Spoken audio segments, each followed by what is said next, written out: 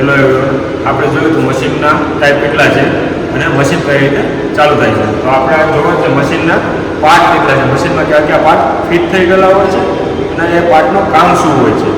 તો મશીનનો પહેલો પાર્ટ છે કંટ્રોલ પેનલ. મેં તમને કહેલું હતું કે ભાઈ જે પણ મશીન હોય છે એ આકાર દ્વારા, આપણું સીએનસી મશીન હોય છે એ આકાર દ્વારા કંટ્રોલ થાય છે. તો આ આપણે આખી કંટ્રોલ પેનલ છે કે જે સિમેન્સની છે. એમાં આ જે ઉપરનો પોર્શન છે ને પીપીયુ કહેવાય છે. જે પણ ઉપરનો પોર્શન છે એને પીપીયુ કહેવાય છે. પીપીયુ એટલે પ્રોગ્રામ પ્રોસેસિંગ યુનિટ, જેમાં પ્રોગ્રામ રિલેટેડ આપણે બધી વસ્તુ કરી શકીએ છીએ પીપીયુમાં. પછી નીચેનો પોર્શન છે એને એમઓપી કહેવાય છે. એમઓપીમાં આપણે મશીન ઓપરેટર પેનલ કહેવાય છે કે ઓપરેટરની બધી સ્વિચવાળી નીચે આવી ગયેલ હોય છે. પછી આ દેખાય છે અલાર્મ છે, જે પણ આપણે અલાર્મ ચાલુ થાય એટલે રેડ લાઇટ થાય છે. હવે મશીનના પાર્ટ જોઈએ તો મશીનમાં સૌથી પહેલાં આપણે આ ટર્ટ છે કે જેમાં આખા ટૂલ ફિટ થઈ ગયેલા હોય છે કે જેની અંદર ટૂલ આવે છે. આપણે 8 પોસ્ટ છે એટલે 8 ટૂલ આમાં ફિટ થશે.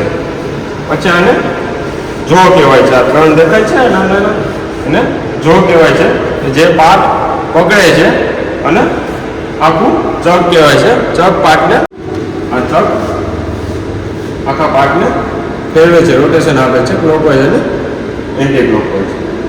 પછી આપણે કુલન્ટની પોઈન્ટ છે, આપણે જ્યાંથી આપણું કુલન્ટ આપણે હીટ થાય છે અને જ્યાં પણ મશીનિંગ થતું હોય ત્યાં ફેંકાય છે. પછી આપણે વ્હીલ છે. વ્હીલનું કામ શું હોય છે એ આખા જે પણ મોટા પાર્ટ હોય છે જે આપણે ચકમાં ક્લેમ કરી ગયેલા હોય છે તો એ પાર્ટને આપણે સપોર્ટ આપવા માટે કાં તો સેન્ટર આપવા માટે વ્હીલનો યુઝ થાય છે એટલે આવું ન પડે. પછી આ જે નીચે દેખાય છે ચક અને વ્હીલના પેન્ડલ છે બે, કે જે ચકને ક્લેમ અને ડિક્લેમ કરે છે અને વ્હીલને ક્લેમ અને ડિક્લેમ કરે છે. આ આખું યુનિટ આપણું લુબ્રિકેશન સિસ્ટમ છે કે જેમાં આખા મશીનમાં આપણે ઓઇલ કરવું હોય તો આપણે અંદર તો જઈ શકતા નથી, મશીનની અંદર દરરોજ તો ઓઇલ નહીં કરી શકીએ. તો લુબ્રિકેશન સ્વિચ આપે છે કંટ્રોલ પેનલમાં. તો એ સ્વિચ દબાવે એટલે એલએમ ગાઈડ છે અને જે પણ આપણા મશીનનો જે પણ મટીરિયલ હોય એની અંદર આપણું ઓઇલ થઈ જાય છે બધા પાર્ટની અંદર. લુબ્રિકેશન સિસ્ટમનું કામ હોય છે અને આપણે ISO VG 100 ઓઇલ છે. પછી આપણે ચકની પાછળ જોશું. ચકની પાછળ આપણે સ્પિન્ડલ આવે છે કે જે ફેરવે છે. આપણે આ જે દેખાય છે અંદર સ્પિન્ડલ હોય છે અને પાછળ સર્વો મોટર હોય છે અને આને પ્રોક્સી કહેવાય છે. લાઈટ થાય છે એ પ્રોક્સી છે અને બીજી બધી સર્વો મોટર છે. ના લુબ્રિકેશન સિસ્ટમ આપણી.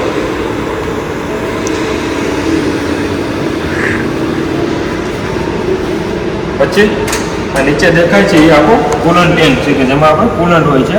80 થી 85% ડીએ વોટર હોય છે અને 10 થી 15% ઓઇલ હોય છે.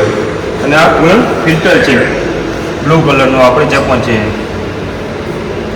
પછી આ હાઇડ્રોલિક સિસ્ટમ કહેવાય છે જે ચકમાં અને આપણે વ્હીલમાં જે પણ પ્રેશર આવે છે એ હાઇડ્રોલિક સિસ્ટમ દ્વારા આવે છે કે જેનો ઉપયોગ ક્લેમ અને ડિક્લેમ કરવા જે પણ પ્રેશર આવે છે આપણે લુબ્રિકેશન ઉપર નોબ જોયા હતા એમાં આવે છે.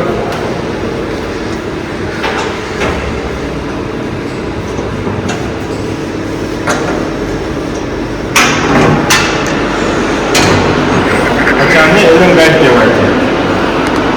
આ બે દેખાય છે એને એલએમ ગાઈડ કહેવાય છે. અને જેમના બે એલએમ ગાઈડ છે તો જેની ઉપર અક્ષિસ મુવમેન્ટ થાય છે. એવા 4 એલએમ ગાઈડ આવે છે, એક્સ અને ઝેડના. એક્સના 2 અને ઝેડના 2. એલએમનું પૂરું લિનિયર મોશન થશે જેમાં મુવમેન્ટ થશે આપણે એક્સ અને ઝેડમાં.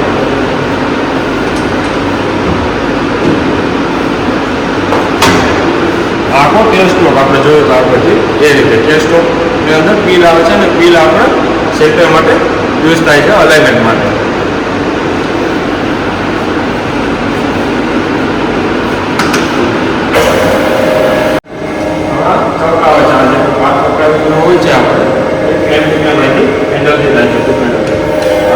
ડિક્લેમ થઈ ગયું છે અને આ આપણે ક્લેમ થાય છે આ રીતે ફેરવવો હોય તો આ રીતે મુવમેન્ટ થાય છે પાર્ટમાં.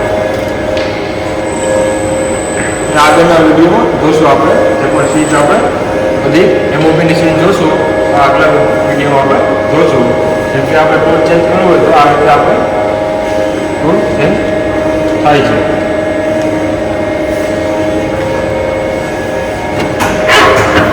રીતે ટૂલ ચેન્જ થાય છે, કાં તો આવી રીતે આપણે કરી શકીએ. આગળ આપણે કી જે પણ મશીનની કીઝ આવશે એમાં આપણે જોશું. Okay, thank you.